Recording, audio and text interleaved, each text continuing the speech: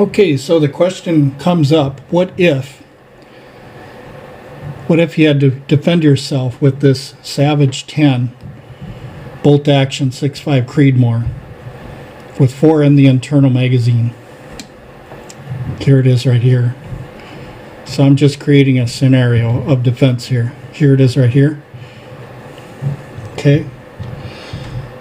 So you got 4 in the magazine. I'm going to put the rifle aside for now. So you got 4 in the magazine. Okay. You got 4 in the magazine. And you have a bullet belt up on your chest. And the bullets are arranged so that the bullet isn't on this part, but the top part here. And it's inserted with your thumb so it stops right there. And it's spaced enough of a gap so that you can use your thumb and index finger to pull each one out. And it's on your side of your belly or side of your mid-torso, so that when you grab it, you're grabbing it like this, 1, 2, 3, 4. And there would be 20 on here, or 10, you know, if you wanted to space it out. This holds 20. So if you had them closer together like this, the times might be the same, they might be different. You'd have to experiment with that.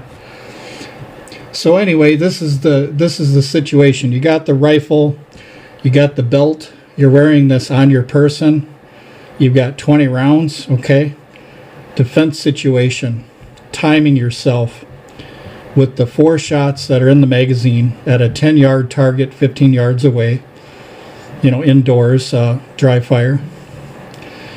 You're timing yourself for the 4 rounds that are already in the magazine with the bolt closed to start and the gun on fire. And then after these 4 are done, you're going to singly load one at a time and then time yourself on that.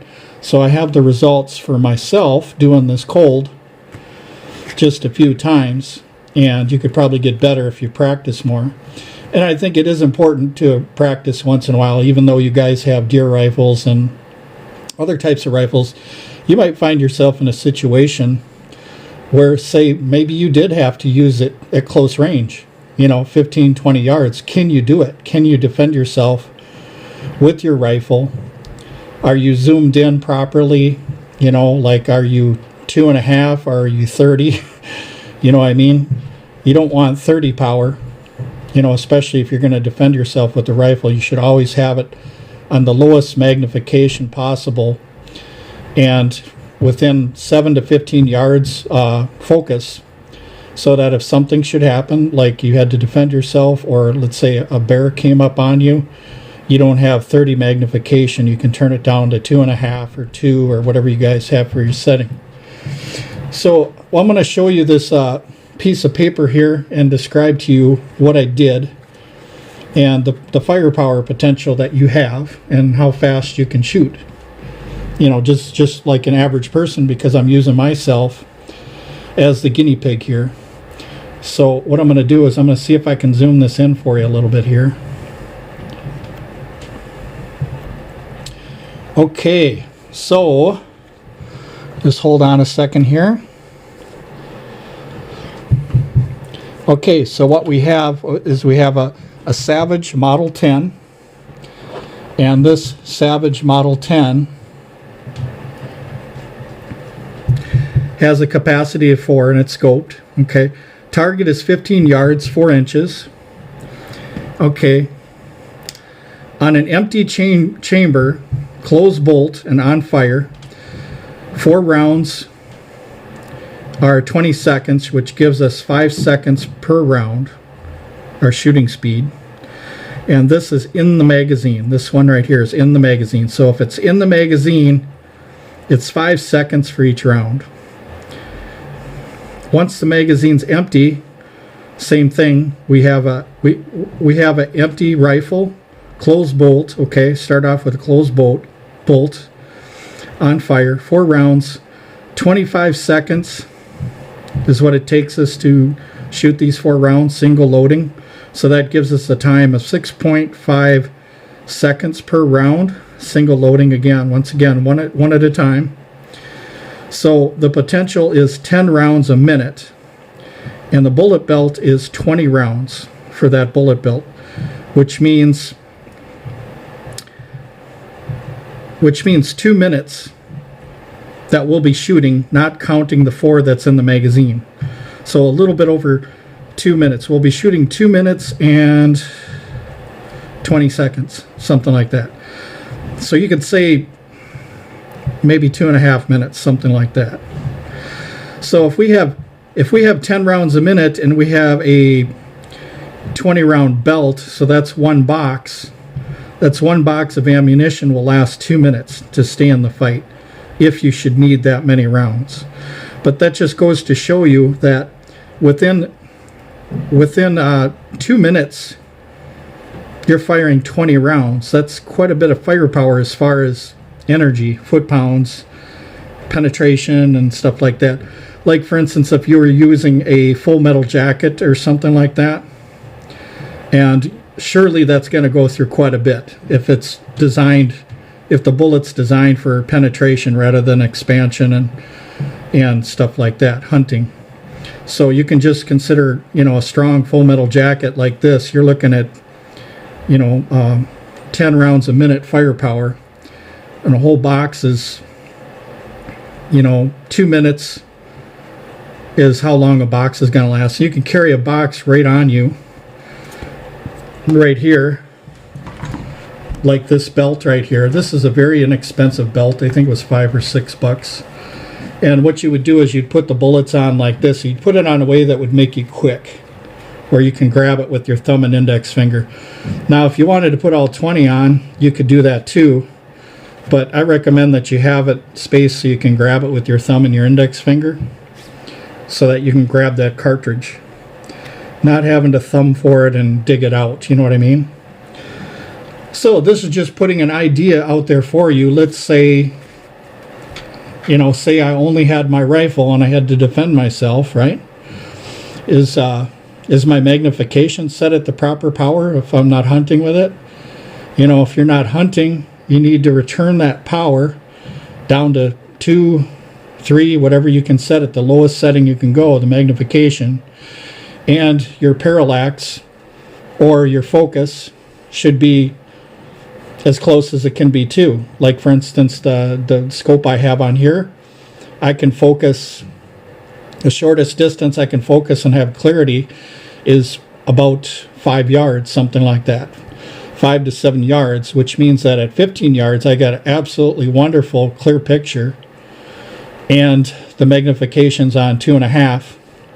And if I know where that bullet's going on 2.5, I know my drop and everything like that, I could use it at 15 yards, but not just 15 yards, but I could poke out a little further, maybe out to 100 yards and still have some effective hits.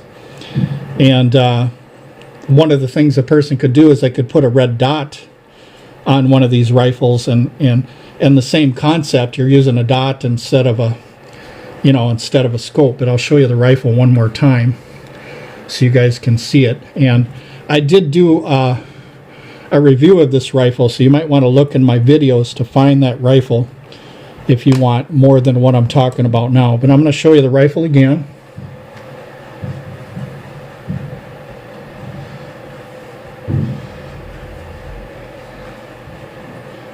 And here it is.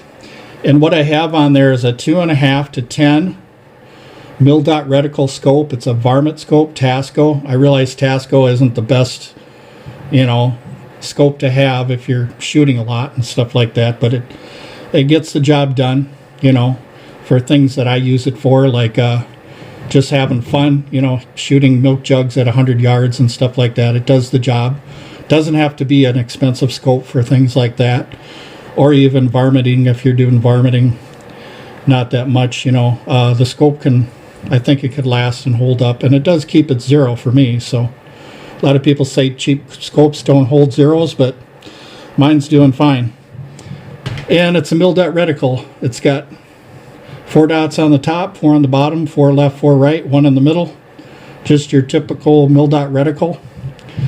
And the focus on this, you can get her, when you're set on 2.5, you can have a very clear focus at 5 to 7 yards, somewhere about there. You can see real clear. can shoot a fly if you wanted to see the wings. Anyway, so this is a 20 MOA rail, which is a dip rail. It dips intentionally so you don't have to max out your elevation. So it kind of gives you a head start so that you don't have to max out that turret too far. And if we put a red dot on here, a red dot reticle, what we could do is we could use it for close range, like out to 100 yards, and have it for kind of like a bolt action combat type rifle in a way. And I know a lot of you guys like your ARs and stuff. I've got one myself, so I know that there's semi-autos out there. I know that. But I'm just saying a bolt action rifle that you practice with, and it's like weightlifting, you guys. You have to practice with these dummy rounds that I showed you here. It's like weightlifting. Your muscles and shoulders going to get tired holding this rifle up. So what you want to do is you want to practice and develop the muscles for this rifle.